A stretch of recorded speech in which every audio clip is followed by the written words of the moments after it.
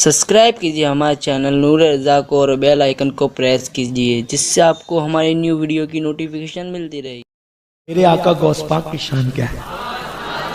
حضور غوث الاعظم دستگیر فرماتے ہیں کہ جو میرا مرید ہے، مرید مطلب میرے طریق پہ چلنے والا، مجھ سے محبت کرنے والا، اللہ نے مجھ سے وعدہ کیا ہے کہ میرا مرید توبہ کے بغیر نہیں مرے گا اور اس کا خاتمہ ایمان پر ہوگا.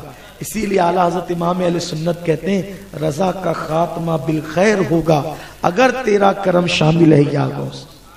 اور غوث پاک کو ولیوں میں کیا شان حاصل ہے، اللہ اکبر. ایک مرتبہ حضور غوث پاک اصل میں جب خطاب کرتے تھے تو آپ کی محفل میں 70,000 لوگ آتے تھے. اس دور میں 70,000 آنا بہت بڑی بات ہے. اور یہ یعنی کہ یہ اخباری رپورٹ نہیں ہے، یہ سچی رپورٹ ہے. کیونکہ اخبار میں کیا آتا ہے 10,000 آتے تو کہتے 1 لاکھ آئے. اب کون گننے جائے گا 1 لاکھ تھے کہ کتنے تھے. تو 70,000 کا مجمع اس دور، آج سے 900 سال پہلے 70,000 کا مجمع کتنی بڑی تعداد. تو جب 70,000 غوث پاک کے یہاں آتے تھے تو دوسرے مولانا لوگ کے یہاں، مولویوں کے یہاں، خطیبوں کے یہاں کوئی نہیں جاتا تھا. تو ان کی محفل سنی ہوتی تھی تو 100 لوگوں نے، 100 خطیبوں نے ایک پلان بنایا. پکا جب غوث پاک بیان کریں گے نا تو اس وقت ہم 100 کے 100 کھڑے ہو جائیں گے، الگ الگ کونے میں بیٹھیں گے اور کھڑے ہو جائیں گے اور پوچھیں گے اس کا مطلب کیا ہے، اس کا مطلب کیا ہے. ان کا امتحان لیں گے. وہ آئے کیونکہ آپ کا بیان میدان میں ہوتا تھا. غوث پاک نے سب کو دیکھا ایسے، تو وہ جو سوال لے کر آئے تھے وہ سب بھول گئے اور بیٹھے کے بیٹھے ہی رہ گئے. سرکار غوث الاعظم دستگیر نے جب وہ سوال ان کو بلا، صرف نظر ڈالی، سوال بلا دیا. اور جب سوال بلا دیا پھر جب وہ، اب ایک آدمی کوئی چیز یاد کر کے آتا ہے وہ ذہن سے نکل جاتی ہے تو کیسے بے چینی ہوتی ہے. آپ کے ساتھ بھی ہوتا ہے نا، ارے وہ فلاں کا نام کیا ہے، وہ اب جب تک نام یاد نہیں آئے گا تو دماغ چکر میں رہے گا، ہے نا. ہم کہاں گئے تھے، وہ بس جب تک وہ یاد نہیں آئے گا تب تک دماغ چکر میں رہے گا. تو وہ لوگ لے کر آئے تھے سوال اور بھول گئے سب اور دماغ چکر میں حیران ہے. غوث پاک رضی اللہ تعالیٰ عنہ کیا کرتے ہیں، پھر اس کے بعد ان لوگوں کو جب بلا دیا تو پھر جو مسئلہ جو لے کر آیا تھا اس کی طرف دیکھتے ہوئے اس کا ہی جواب دیتے ہیں. پھر دوسرا مسئلہ دیکھتے ہیں اس کی طرف دیکھ کے اس کا جواب دیتے ہیں. تیسری طرف دیکھتے ہیں اس کا جواب دیتے ہیں، حتیٰ کہ سب کے جوابات آپ عطا فرما دیتے ہیں. غوث پاک کہتے ہیں لوگوں کے دل میری مٹھی میں اللہ نے کیے، میری مٹھی میں لوگوں کے دل ہیں. اسی لیے میرے دادا مرشد کہتے ہیں حرم تیرا تیرا عجم غوث اعظم. عرب بھی آپ کا ہے، حرم بھی آپ کا ہے، عجم بھی آپ کا ہے. غوث پاک جب خطاب کرتے تھے تو عجیب عجیب من چلے آتے تھے اس میں اور امتحان بھی لیتے تھے غوث پاک کا. ایک مرتبہ ایک بہت بڑے بزرگ تھے محدث، وہ بھی آئے. ان کا نام تھا یحییٰ ابن نجا. یحییٰ نام تھا. یہ بہت بڑے محدث تھے اور بہت بڑے یہ شاعر بھی تھے. یحییٰ ابن نجا، یہ یحییٰ ابن نجا ایک دن آئے اور سوچا یہ غوث پاک تقریر کرتے ہیں لیکن تقریر میں کوئی شعر نہیں پڑھتے. تقریر میں، اصل میں تقریر کے درمیان شعر پڑھنا یہ ایک بہت بڑا فن ہوتا ہے مقرر کا. کیونکہ مقرر جو شعر پڑھتا ہے تو ایسے تھوڑی کرتا ہے وہ کہ تقریر کچھ چل رہی ہو شعر کچھ پڑھ دے. اس کا جو مضمون چلتا ہے اس مضمون پر وہ شعر پڑھتا ہے. تو جو لوگ مضمون نہیں سمجھ پاتے اگر شعر پڑھ دو تو پورا مضمون ان کے سمجھ میں آ جاتا ہے. تو اس لیے تقریر کرتے کرتے جو مقرر شعر پڑھتا ہے اس کا بڑا فن ہوتا ہے. تو انہوں نے سوچا یحییٰ ابن نجا نے کہ غوث پاک تقریر میں شعر نہیں پڑھتے اور پڑھتے بھی تو بہت کم پڑھتے ہیں. آج میں ان کا امتحان لوں گا کہ وہ کتنے شعر پڑھ پاتے ہیں، وہ کتنے شعر پڑھ پاتے ہیں. اب پہلے تو تقریر میں شعر پڑھنا کوئی فن یعنی کہ بہت بڑا فن ہے، اور ایسا نہیں کہ آپ نے اس کا اٹھا کے گاؤں کے شعراء کا پڑھ دیا، ایسا نہیں. اب آپ کسی ہلکے پھلکے شاعر کا شعر پڑھیں گے تو آپ کا علمی معیار ہلکا ہوگا نا. لوگ کہیں گے ارے وہ تو شعر میں کوئی وزن ہی نہیں تھا، ہے نا، ایسا ہوتا ہے. تو یہ بھی ایک فن ہے کہ آپ جس کا شعر پڑھیں تو وہ بہت بھاری شاعر ہو، آپ جس کی کتاب کا حوالہ کوٹ کریں وہ بہت بڑا مصنف ہو، ورنہ اگر آپ یہ کہیں کہ امین القادری صاحب نے لکھا ہے تو لوگ او یہ چھوڑنے یار یہ کوئی بات ہوئی، ان کو کیا آتا ہے. لیکن اگر آپ کہیں گے اعلیٰ حضرت نے لکھا ہے تو لوگ کہیں ہاں واقعی بات بھاری بھرکم ہے، امام غزالی نے لکھا ہے بھاری بھرکم بات ہوگی. ایسا ہوتا ہے نا. تو اب اگر کوئی شعر پڑھے یار وہ فلاں کا شعر ہے تو کوئی مزہ نہیں آیا. تو اب غوث پاک جس شاعر کا شعر پڑھیں گے، ہم میر اور غالب تو اس دور میں تھے نہیں، اقبال کا تو پتہ نہیں تھا، اور یہ میر غالب اقبال کون ہے؟ ان کے غلام ہیں. اب غوث پاک نے شعر پڑھنا ہے کتنے بڑے شاعروں کا، کتنے بڑے شعراء کا شعر پڑھنا ہے، اور اس کے بعد پھر اپنے فن پر پڑھنا ہے، اپنی تقریر کے مطابق پڑھنا ہے. تو یحییٰ ابن نجا نے کیا سوچا کہ میں انگلیوں پر شعر گنوں گا تھک جاؤں گا گنتے گنتے. تو ایک کام کرتے ہیں ڈورا لے کر چلتے ہیں، غوث پاک جتنے شعر پڑھیں گے اتنے گاٹی باندھیں گے، 2 پڑھیں گے 2 گاٹی، پھر بعد میں گھر آ کے کاؤنٹ کریں گے کیونکہ ڈورا چھپا کے رکھنا ہے. کاؤنٹ کریں گے کہ کتنے شعر پڑھے تھے، پھر ان کی صلاحیت پتہ چلے گی. اور انہوں نے کیا کیا، 70,000 کے مجمع میں سب سے اخیر میں جا کر بیٹھ گئے ایک دم اینڈ پر. اب ہم لوگ کے یہاں جو پبلک ہوتی ہے، میں سمجھتا ہوں کہ محرم شریف میں عاشورہ میں اپنے ہزاروں لوگ ہوتے ہیں، لیکن جے ٹی کے گیٹ پر، گراؤنڈ کے گیٹ پہ کون کیا کر رہا ہے، اسٹیج والوں کو کیا خبر؟ کسی کو پتہ ہے؟ کوئی خبر نہیں. بس اللہ کے نام پر ٹکے رہتے ہیں کہ اب جو ہو رہا ہوگا. کوئی چوری کر رہا ہوگا چوری کر رہا ہوگا، جو جھگڑا کر رہا ہوگا جھگڑا کر رہا ہوگا. اب بتائیں، لیکن وہ کتنے بھی لوگ، ہزاروں ہوتے ہیں. میں تو یہ کہنے کی ہمت نہیں کرتا کتنے، لیکن ہزاروں ہوتے ہیں، لیکن 70,000 نہیں ہوتے. ہزاروں ہوتے ہیں لیکن 70,000 نہیں ہوتے. تو اب 70,000 میں سب سے آخری میں جا کر کے بیٹھے. اور غوث پاک کی کرامت تھی کہ پہلا آدمی جو سنتا تھا، مائک تو اس دور میں تھا نہیں، آخری والا بھی ویسے سنتا تھا. یہ آپ کی بڑی عظیم کرامت ہے. سب برابر سنتے تھے. ارے غوث پاک کو محفل میں آخری والا تو اپنی جگہ ہے. یہ تک بزرگوں نے بیان کیا غوث پاک کس طرح خطبہ پڑھتے تھے، الحمدللہ، پھر الحمدللہ رب العالمین. یعنی آپ 2 مرتبہ الحمدللہ کہتے تھے.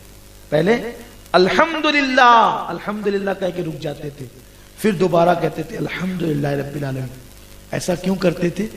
تو جب آپ پہلی مرتبہ کہتے تھے الحمدللہ تو پوری دنیا میں روئے زمین پہ جہاں جہاں ولی ہوتے تھے وہ سارے کام چھوڑ کر اٹینشن ہو کے بیٹھ جاتے تھے.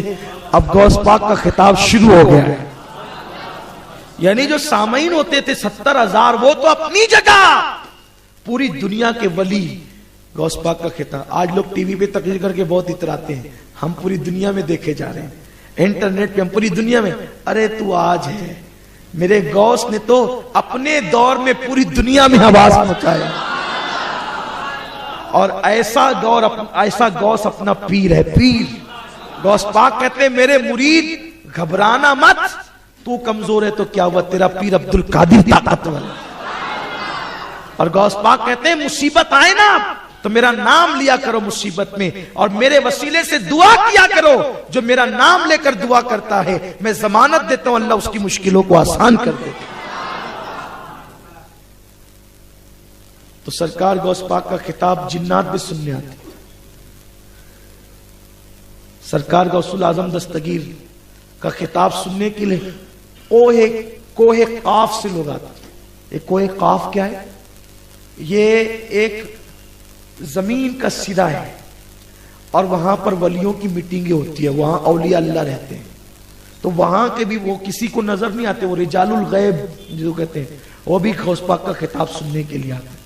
اور سب سے بڑی بات تو یہ اللہ اکبر. حضرت علامہ شتنفی رحمت اللہ علیہ فرماتے ہیں کہ غوث پاک کے خطاب میں شرکت کے لیے انبیاء کرام تک آتے تھے. انبیاء، معمول انبیاء بھی آتے تھے حوصلہ کے لیے. غوث پاک میں حضور علیہ السلام بھی تشریف لاتے تھے. میں نے ابھی وہ محفل میں ایک روایت پڑھی کہ غوث پاک کی محفل میں ایک مرتبہ حضور علیہ السلام حضرت موسیٰ علیہ السلام کو ساتھ میں لے کر آئے اور کہا موسیٰ دیکھو یہ میرا بیٹا ہے، یہ میرا بیٹا ہے. کیا شان ہے غوث پاک کی، جس پر سب ناز کرتے ہیں اس پر میرے نبی ناز، میرے نبی پہ سب ناز کرتے ہیں اور نبی میرے غوث پہ ناز کرتے ہیں.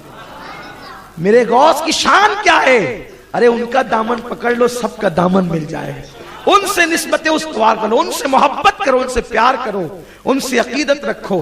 اگر گھر میں مصیبتیں ہیں، سحر ہے، جادو ہے، تکلیف ہے، کوئی تکلیف ہو، ہر 11ویں کو فاتحہ کراؤ، فقیر سے گارنٹی لے کر کے جاؤ، نئی تکلیفیں دور ہو جائے پھر بھی مجھے آپ آ کر کے کہیے، میں آپ کو غلامی لکھ دوں گا۔ اگر اخلاص کے ساتھ آپ کے گھر میں ہر 11 کو فاتحہ ہوئی، اور چھٹی میں غریب نواز کے نام سے چھٹی اور 11 لازم پکڑ لو فاتحہ، لیکن دل سے، شیرنی کھانے کی نیت سے نہیں، غوث پاک کو راضی کرنے کے لیے، ان کے نانا جان کو، رسول پاک کو راضی کرنے کے لیے۔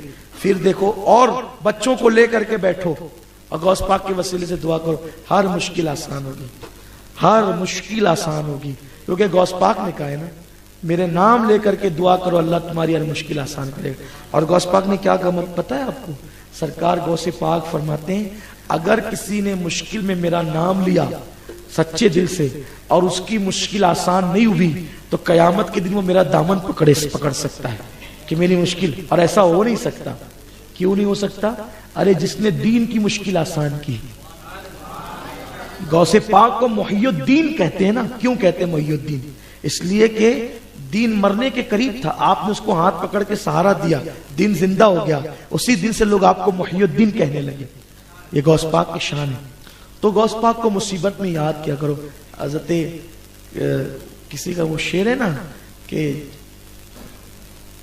بلکہ میرے دادا مرشد حضور مفتی اعظم کا شعر ہے، کہاں ہم نے یا غوث اگسنی تو جس دم، کہاں ہم نے یا غوث اگسنی تو جس دم، ہر آئی مصیبت ٹلی غوث اعظم، ہمارا بھی بیڑا لگا دو کنارے، تمہیں نا خدائی ملی غوث اعظم، جو ڈوبی تھی کشتی وہ دم میں نکالی، تمہیں ایسی قدرت ملی غوث اعظم۔ لوگوں کسی کی بات مت سنو، ان سے اپنا رشتہ جوڑو۔ لوگ کہتے ہیں ولیوں سے کیا ملتا ہے؟ ارے جڑ کے دیکھ کیا ملتا ہے۔ کوئی کہے آم کھانے سے کیا ملتا ہے؟ ارے آم کی لذت تو چکھ، پھر پتا چلے گا کہ آم کھانے سے کیا ملتا ہے۔ اس کی لذت، جو اس کا ٹیسٹ پتا چلے گا تو پتا چلے گا کیسا لذیذ ہوتا ہے۔ تو ولیوں کی محبت کی برکتیں کب ملے گی؟ جب تم ان سے جڑو۔ جڑنے کا یہ مطلب نہیں کہ بس یوں ہی نام لے لیا، نہیں، بلکہ بزرگوں نے تو یہاں تک فرمایا، جو غوث پاک کا نام ناپاکی میں لیتا ہے ابھی بھی اس کو نقصان ہوتا ہے۔ ناپاکی میں بزرگوں نے فرمایا، جب ہمارے یہاں مجلسیں پڑھی جاتی، یہ غوث پاک کی محبت ہم لوگوں کو جو ہے وہ مدرسوں سے اور مولانا لوگ اور کسی کا پیر صاحب لوگ کا واعظ سن کر کے نہیں ملی۔ ہمارے گھر میں برسوں سے غوث پاک کی 11 دن کی مجلس پڑھی جاتی تھی۔ تو میری دادی مرحومہ وہ مجلس پڑھتے تھے، اور وہ مجلس پڑھ کر اس پہ غوث پاک کی زندگی بیان کرتے تھے، اس پہ تقریر کرتے تھے، سمجھاتے تھے۔ قاری صاحب بھی آتے تھے، اس میں ہمارا بچپنا تھا۔ تو ہم کو بچپنے سے غوث پاک کی محبت پلائی گئی ہے۔ غوث پاک رضی اللہ تعالیٰ کی محبت ہمارے گھر کے لوگوں نے ہمارے دلوں میں ڈالا ہے، اور اب وہ جیسے جیسے علم کے قریب ہوتے جائے ویسے ویسے بڑھتی چلی گئی۔